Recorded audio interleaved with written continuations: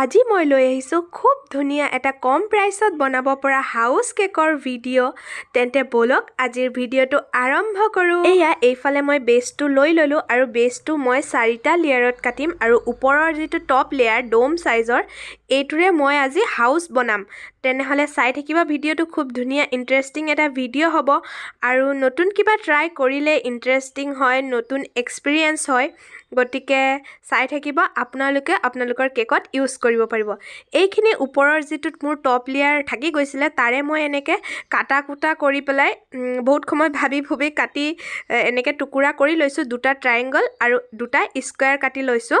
এইকেইটাৰে মই হাউচটো বনাম। যদি আপোনালোকৰ ডাঙৰ কেকৰ অৰ্ডাৰ থাকে তেনেহ'লে ডাঙৰকৈ টুকুৰাবোৰ ল'ব, এক্সট্ৰা বেছ এটা লাগে বনাই ল'ব।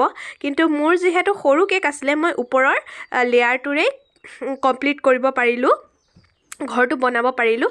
সৰু ঘৰ যিহেতু সেইকাৰণে হৈ গ'ল মোৰ, নহ'লে আপোনালোকে এটা এক্সট্ৰাকৈ সৰু কেক বনাই ল'ব। তাৰ পাছত মই এইফালে ধুনীয়াকৈ লেয়াৰিঙত লাগি গ'লোঁ আৰু ফাৰ্ষ্ট লেয়াৰটো পাতি তাত ক্ৰীমবোৰ মই খুব কমেই ইউজ কৰিছোঁ, বহুত বেছি ইউজ কৰা নাই।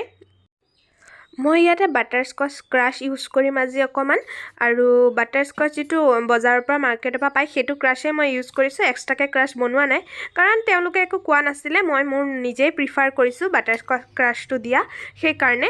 তাৰপাছত ইয়াত এয়া বনাই গৈছোঁ। মই গোটেইখিনি ভালকৈ মানে দেখুওৱা নাই, আগৰবোৰত আছেই আৰু লেয়াৰিং কৰাটো সকলোৱে জানেই। তাৰপাছত লেয়াৰিং কৰি কামকোট কৰি ধুনীয়াকৈ তাৰপাছত মই এইখিনি ক্লিয়াৰ হোৱাৰ পিছত মই হাউচটো বনাম। সেইটো আপোনালোকে চাই থাকিব ধুনীয়াকৈ, ভিডিঅ'টো স্কিপ নকৰাকৈ। নতুন কিবা এটা বনাবলৈ পালে ভালো লাগে আৰু ইফালে সময়ো বহুত লাগে, সেইটো এটা প্ৰব্লেম।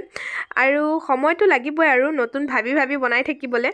ঠিক আছে, তেন্তে এতিয়া মই এইফালে লেয়াৰিং কৰি লৈছোঁ, মানে লাইনিং কৰি লৈছোঁ। লাইন কৰি পেলাই মই ধুনীয়াকৈ ক্ৰীমখিনি মিলাই ল'ম আৰু তাৰপাছত য'ত মোৰ খালী জেগা আছে তাত মই ক্ৰীম দি ক্লিয়াৰ কৰি ধুনীয়াকৈ সমানকৈ মিলাই ল'ম গোটেইটো। চাই থাকিব, প্ৰথমতে মই ছাইডৰখিনি দিলোঁ, তাৰপাছত ওপৰত ক্ৰীম লগাইছোঁ। কেনেকৈ সমান কৰিব ভিডিঅ'বোৰ আপোনালোকে ভালকৈ চালে বুজি পাব। আৰু স্ক্ৰেপাৰৰ সহায়েৰে মই ইয়াক সমান কৰি ল'ম। তাৰপাছত মই এই বেছটো থৈ নেক্সট মই ঘৰৰ কামটোত লাগি যাম। আৰু 4টা কেকৰ টুকুৰাৰে সৰু ধুনীয়াকৈ এটা ঘৰ বনাম আজি, আৰু খুব ধুনীয়া ঘৰ হ'ব। আপোনালোকেও চাই থাকিব, মানে মোৰ ফালৰ পৰা ধুনীয়া। আপোনালোকে কমেণ্ট কৰি জনাব কেনেকুৱা লাগিছে কেকটো। হেল্ল' নমস্কাৰ, পুনৰ এটি নতুন ভিডিঅ'লৈ স্বাগতম জনাইছোঁ। মই হনী বৰুৱাই, মোৰ চেনেল হনীছ ক্ৰিয়েশ্যনত। আশা কৰোঁ সকলো খুব ভালে আছে। আৰু আজি পুনৰ এটি নতুন কেকৰ আইচিং ভিডিঅ'লৈ মই আহি গ'লোঁ, হনী বৰুৱা।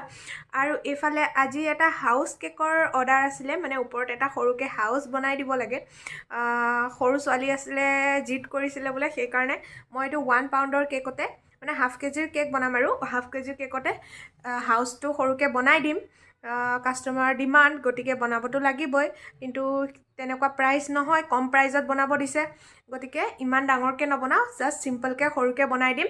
চাই থাকক ভিডিঅ'টো কেনেকৈ বনাওঁ। আজি মই আইচিং কৰা কমপ্লিট হৈ গ'ল। এতিয়া কেকটো মই অকণমান সময় ফ্ৰিজিং কৰিব দিম আৰু হাউচটো মই এইফালে ৰেডি কৰি আছোঁ। মই এইফালে সৰু প্লেট লৈ লৈছোঁ, কাৰণ সৰু একদম কেকটো টাৰ্ণ টেবুলৰ ওপৰত ল'বলৈ বেয়া লাগিছে, সেইকাৰণে মই এখন প্লেট লৈ লৈছোঁ। প্লেটৰ ওপৰতে অকণমান ক্ৰীম লগাই লৈছোঁ, যাতে কেকটো বেছি লৰচৰ নহয়। আৰু বেছি ক্ৰীম লগোৱাও নাই, কাৰণ ঘপককৈ উঠাবলৈ দিগদাৰ হ'ব। আৰু মই ক্ৰীমৰ সহায়েৰে টুকুৰাবোৰ জোৰা লগাই গৈছোঁ। তলৰ টুকুৰা দুটাৰ মাজত অকণমান ক্ৰীম লগাই লৈছোঁ আৰু ওপৰত অকণমান ক্ৰীম দি দিছোঁ, ওপৰৰ ট্ৰায়েংগলটো বহাবৰ কাৰণে। আৰু চাওক মই কেনেকৈ কৰি গৈ আছোঁ। তেনেকৈ আপোনালোকে ডাঙৰ শ্বেপৰ কেকো বনাব পাৰিব, ডাঙৰকৈ টুকুৰাবোৰ ল'ব। আৰু তেতিয়া আৰু মই এনেকৈ 2টা ছাইড বহাই চাইছিলোঁ, নবহে, সেইকাৰণে ভাবিলোঁ মাজত অকণমান ক্ৰীম দি দিওঁ, তেতিয়া ধুনীয়াকৈ লাগি ধৰিব। আৰু নিজে ভাবি কৰি আছোঁ আচলতে, ক'তো মানে প্ৰথম টাইপ বনাইছোঁতো, গতিকে সেইকাৰণে একো আইডিয়াও পোৱা নাই। নিজে ভাবি আছোঁ আৰু মূৰত ভাবি যেনেকৈ পাৰিছোঁ তেনেকৈ মিলাই গৈছোঁ আৰু কৰি গৈছোঁ। সৰু সুৰা ভুলবোৰো হৈছে চাগে, তথাপিও মানে প্ৰথমবাৰ কৰিছোঁ। আপোনালোকেও এনেকৈ ট্ৰাই কৰিব পাৰে। মই তাৰপিছত য়েল্ল' কালাৰ ল'লোঁ। য়েল্ল' কালাৰটো অকণমান সৰু নজেলত ভৰাই পেলাই এনেকৈ লাইনিং কৰি গ'লোঁ, যেনেকৈ আমি বেছটো ৰেডি কৰোঁ কেকত।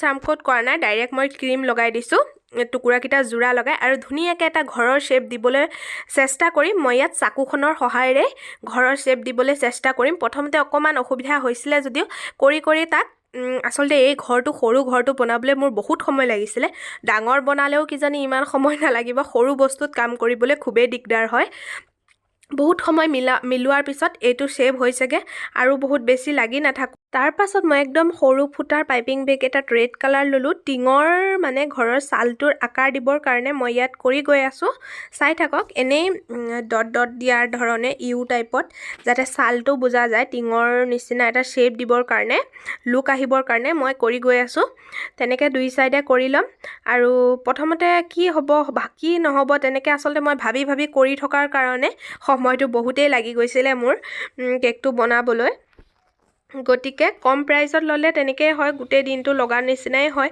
ভাবি কৰিবলৈ গলে তাৰ পাছত এয়া মই এটা সাইড কমপ্লিট কৰি আনটো সাইডো কৰি লৈছো ধুনিয়াকে চাই থাকক এয়া কাস্টমাৰে ডিমান্ড দিলে আচলতে কৰিব লাগিবই তেনেকৈ বনাবলৈ লাগিব আৰু বনাবলৈ চেষ্টাও কৰোঁ যিমানখিনি পাৰোঁ সিমানখিনি ট্ৰাই কৰোঁ তাৰ পাছত এয়া চাওক প্ৰাইসটো যিয়ে নহওক লাগে প্ৰাইসৰ ওপৰত কে মানে কাস্টমাৰৰ চয়েসটো বেছি আগত ৰাখিবলৈ প্ৰিফাৰ কৰোঁ এয়া মই আগতে একদম যে আৰ্ট কৰিছিলোঁ সেইবোৰ দিন মনত পৰি গৈছে মোৰ ঘৰটো বনাওঁতে আচলতে মই তেনেকৈ লাইনিং দি ললোঁ তাৰ পাছত কি কৰিছোঁ আকৌ বেছটো লৈ লৈছোঁ বেছটোত য'তে ত'তে অলপ গ্ৰীণ কালাৰ দি দিছোঁ আৰু গ্ৰীণ কালাৰ দি কেকটোৰ বেছটোত অলপ গ্ৰীণ কৰিবলৈ ট্ৰাই কৰিছোঁ ধুনীয়াকৈ গ্ৰীণ কালাৰটো মিলাই ল'ম এতিয়া মই এফালে মিলাই পেলাই তাৰ পাছত আকৌ হাউসটো ইয়াৰ ওপৰত উঠাই দিম বাকিখিনি কাম মই কেকটো উঠাই পেলাই তাৰ পাছত ঘৰৰ বাকিখিনি সম্পূৰ্ণ কাম কৰিম চাই থাকিব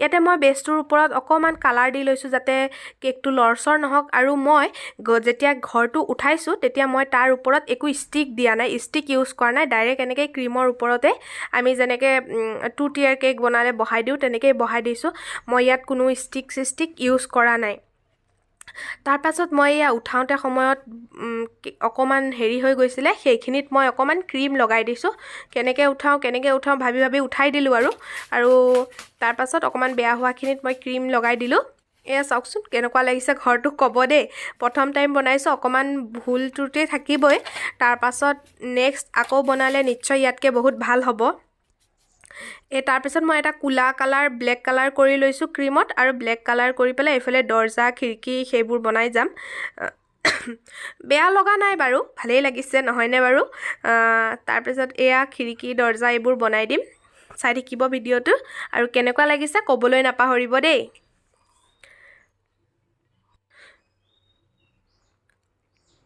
আৰু এফালে চাওকচোন মই ভাবি আছো আৰু ক'ত কি দিও এতিয়াও খালি লাগিছে কেনেকৈ কি ডিজাইন কৰো থাকে বহি লৈ মই ভাবি আছো আৰু লাহে এটা কিবা কিবি কৰি গৈ আছো এফালে মই ৰাস্তাৰ নিচিনা অকমান লুক দিবৰ কাৰণে দি দিছো আৰু তাৰ পাছত মই এফালে গ্ৰাছ নজেল লৈ লৈছো গ্ৰাছ নজেলত অকমান ডাৰ্ক গ্ৰীণ কালাৰ কৰি পেলাই মই এফালে ঘৰটোৰ চাৰিওফালে যাতে ঘৰটো লৰচৰ নহওক ভালকৈ ষ্টেবল হৈ থাকক সেই কাৰণে মই ঘৰটোৰ চাৰিওফালে গ্ৰাছ দি দিছো আৰু মাজে অলপ গ্ৰাছ দি দিছো লুকটো ধুনীয়া আহিবৰ কাৰণে তেন্তে চাই থাকক ভিডিঅটো আৰু কেনেকৈ ধুনীয়াকৈ সজাও ঘৰটো মই তলটো মই একে গ্ৰাছ নজেলৰে দি দিছো আৰু ওপৰত দুইফালে অকমান ভাবিলো ট্ৰিৰ লুকটো দিও যেহেতু মোৰ কেক অলপ বাছি গৈছিলে কটা কৰোতে সেইখিনিৰে মই কি কৰিলো অকমান এনেকে ট্ৰায়াঙ্গল শেপ কৰি পেলাই বাছি যোৱা কেকখিনিৰে মই এফালে এটা ট্ৰি লুক দিবৰ কাৰণে সাইডত দুফালে অলপ ক্ৰীমৰ সহায়ত বহাই দিলো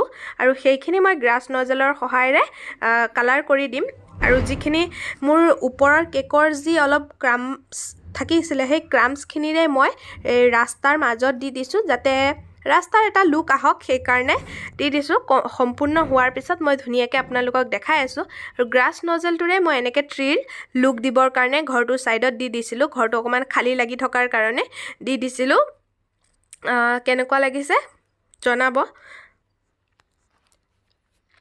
আৰু তাৰ পাছত মই অলপ পিংক কালাৰৰ 1M নজেলত ভৰাই পেলাই আসলতে 1M নজেল নলৈ যদি তাতকে অলপ সৰু নজেল ললোহেতেন তেতিয়া বেছি ভাল লাগিলেহেতেন ফুলকিপা অকমান বেছিয়ে ডাঙৰ হৈ গল ভাবিছিলো ছোৱালী মানুহ যেতিয়া সৰু ছোৱালী সেই কাৰণে অলপ ফ্লাৱাৰ দিলে ভাল পাব আৰু সেই কাৰণে মই ফ্লাৱাৰ কিপা মাজে দি দিছিলো আৰু মোৰ ক্ৰীমও আছিলে সেই গতিকে কিন্তু অলপ সৰু ফুল দিয়া হয় বেছি ভাল লাগিলে হয় এয়া হোৱাৰ পিছত তথাপিও বেয়া লগা নাই ঘৰটো ভালেই লাগিছে নহয়নে বাৰু চাওকচোন তো যেহেতু সৰু আছিলে সেইকাৰণে মই সৰু নজল দি পেলাই ফ্লাৱাৰকেইটা বনোৱা হয় আৰু ভাল লাগিলে হয় তথাপিও মোৰ ভালেই লাগিছে প্ৰথম টাইম যেতিয়া বনাইছোঁ এনেকুৱা সৰু সুৰা ভুলবোৰ হ'বই আপোনালোকেও ট্ৰাই কৰিব পাৰে এনেকুৱা ধৰণৰ কেক একদম কম খৰচত কম সময়তে হৈ যায় আৰু এইটো ফাইনেল লুক কেকটো কেনেকুৱা লাগিছে চাওকচোন আৰু এতিয়া মই ডেলিভাৰী কৰিম আহি ৰখি আছে তেন্তে আজিৰ ভিডিঅ'টো ইমানেই ভিডিঅ'টো চাই যদি ভাল পালে প্লিজ লাইক কৰিব কমেণ্ট কৰিব আৰু চেনেলটো ছাবস্ক্ৰাইব কৰিব পুনৰ এটি নতুন ভিডিঅ'ত লগ পাম টাটা বাই বাই